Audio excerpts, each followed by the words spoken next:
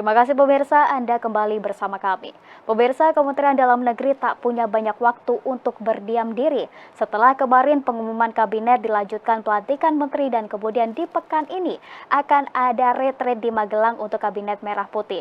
Tentunya pemirsa dengan melihat padatnya agenda dari Kabinet Merah Putih ini, Kemendagri terus bergerak cepat karena banyak pekerjaan prioritas yang telah menanti. Salah satunya pemirsa PR terdekat dari Kemendagri yakni Pilkada serentak yang akan dilaksanakan pada 27 November mendatang. Lantas pemirsa, bagaimana Kemendagri ini dapat bergegas untuk menuntaskan PR-PR yang sudah ada tentunya dengan formasi baru yakni 1 menteri dan juga 2 wakil menteri.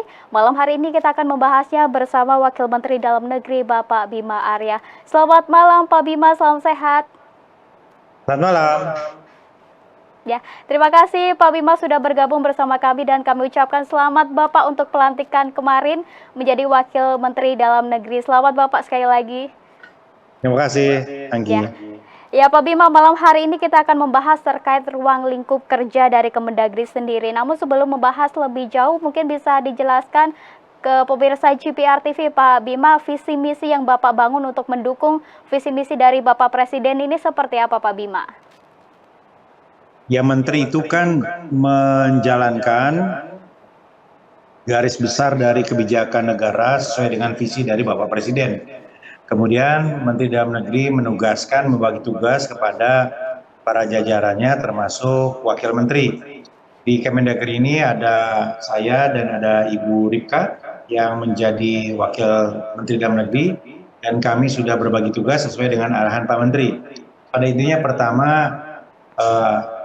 perintah dari Bapak Presiden untuk memastikan bahwa jajaran birokrasi itu bersih dan melayani, itu menjadi acuan utama kita. Yang kedua, berkali-kali Bapak Presiden menekankan bahwa kita semua bekerja untuk rakyat, bukan bekerja untuk siapapun juga. Nah, karena itu ini landasan yang menurut saya paling fundamental. Yang ketiga, kalau dikaitkan dengan Kementerian Dalam Negeri, ini cukup banyak hal-hal yang dibagi oleh Bapak Menteri Dalam Negeri, Pak Tito Karnavian, dan saya sendiri ditugaskan secara khusus untuk fokus kepada satu isu yang terkait dengan pelayanan publik yang betul-betul diharapkan menjadi lebih baik, lebih efisien, yaitu kependudukan dan catatan sipil, gitu ya.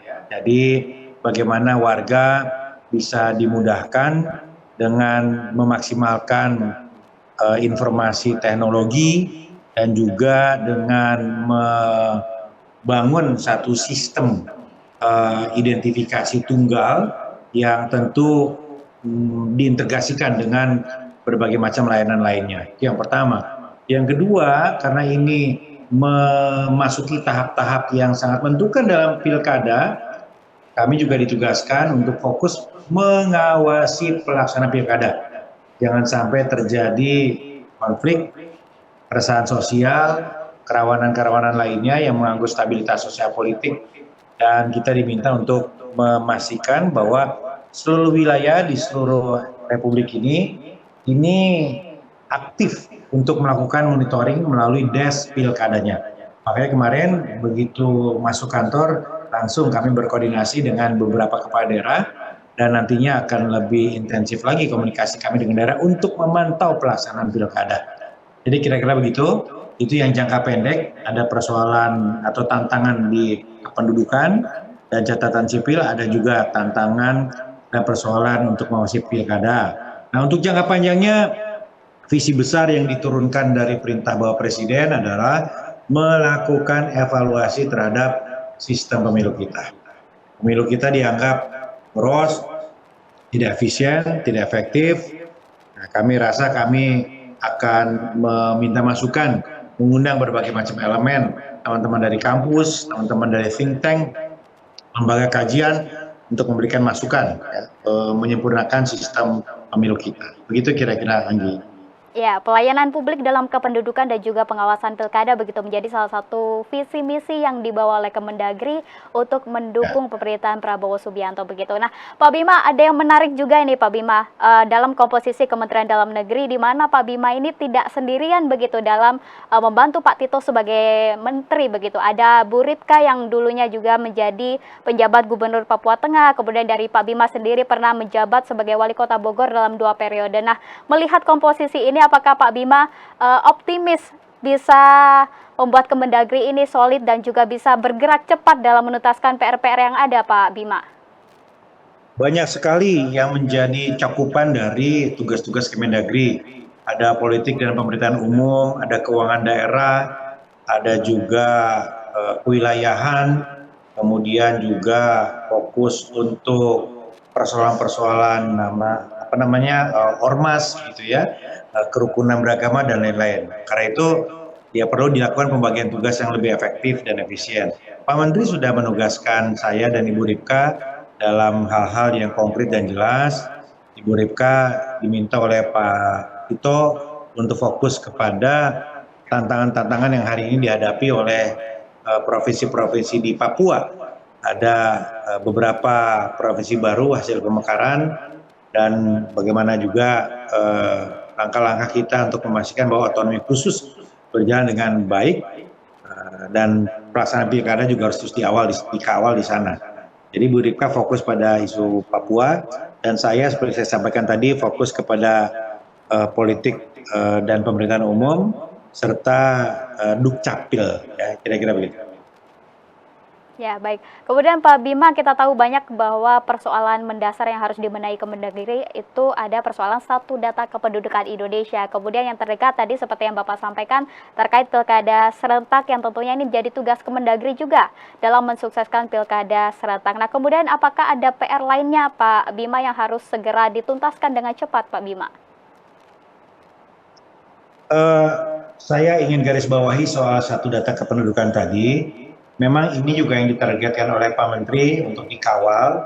Bagaimana kita berkolaborasi dengan kementerian terkait, dengan Kominfo misalnya. Ya, penting untuk kita berkoordinasi juga dengan Kemenpan RB. Satu, kita pastikan bahwa ini memerlukan sistem yang mumpuni, kapasitas yang cukup begitu ya. Jadi satu isunya adalah soal kapasitas, yang kedua isunya adalah terkait dengan juga bagaimana kita memastikan security-nya, bagaimana aman ya, karena ini masalah privasi, masalah hak juga tentang kerahasiaan pribadi sebagai warga. Nah, karena itu keamanan ini penting sekali.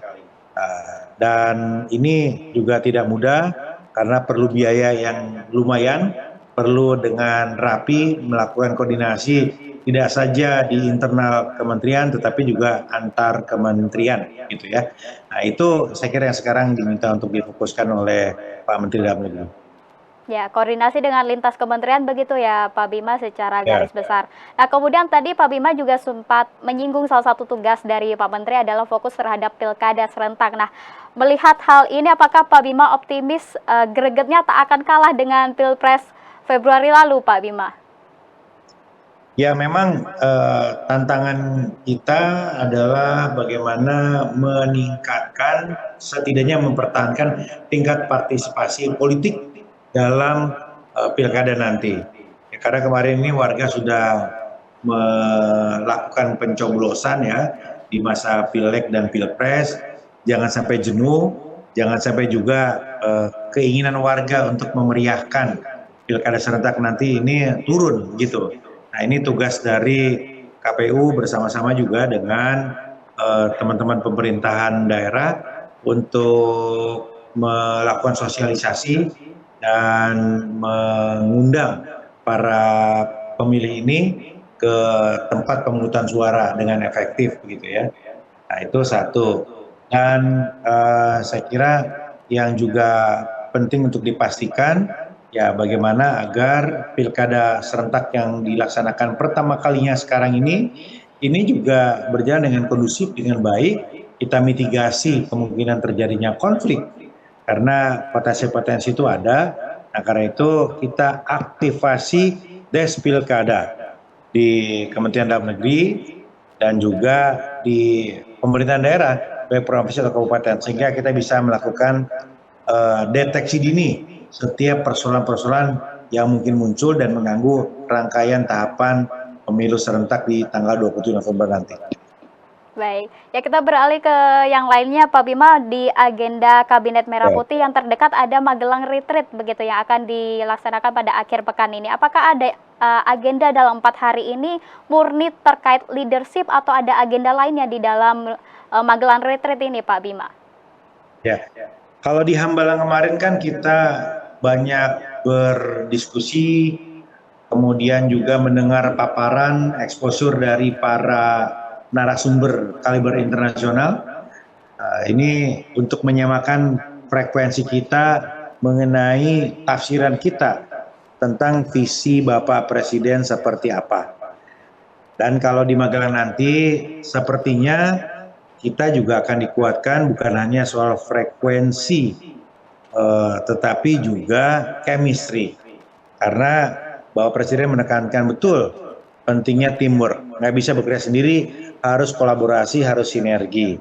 Nah, karena itu kita melihat bahwa mulai besok sampai nanti hari Sabtu atau hari Minggu nanti di Magelang kita akan digembleng, akan digojlok secara mental dan fisik untuk siap membangun teamwork yang efektif.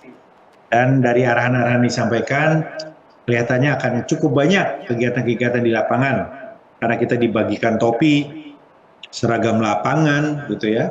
Kemudian juga ada permintaan untuk membawa seragam olahraga, tetapi masih tetap diminta untuk membawa jas dan batik. Jadi sepertinya akan sangat seru, akan sangat menarik. Dan kalau orang bertanya, kenapa harus seperti ini? Ya, saya sampaikan bahwa Bapak Presiden ini punya target yang luar biasa. Pertumbuhan ekonomi 8% misalnya ya. Kemudian di bidang kesehatan, pendidikan, sosial, dan lain-lain. Target yang luar biasa tidak mungkin dicapai dengan hal-hal biasa saja. Ini adalah cara yang luar biasa dan tidak biasa membangun teamwork, menguatkan chemistry sesama anggota kabinet pembantu utama dari Presiden Prabowo Subianto. Jadi saya kira ini hal yang sangat menarik dan seru. Ya, agenda dalam akhir pekan ini berarti lebih fokus ke untuk menumbuhkan teamwork begitu ya Pak dalam beberapa menteri yang ada begitu. Nah, tentunya kita berharap bersama-sama agar agenda akhir pekan ini dapat berjalan lancar dan tentunya dalam Kemendagri sendiri dengan formasi yang baru ini bisa semakin bergerak cepat dalam menuntaskan PR-PR yang ada. Baik, terima kasih Pak Bima Arya selaku Wakil Menteri Dalam Negeri. Terima kasih Bapak sudah bergabung bersama kami. Selamat malam, salam sehat selalu Bapak. Malam, Anggi. Terima kasih. Dan pemirsa, kami akan segera kembali dengan informasi lainnya. Tetaplah bersama kami.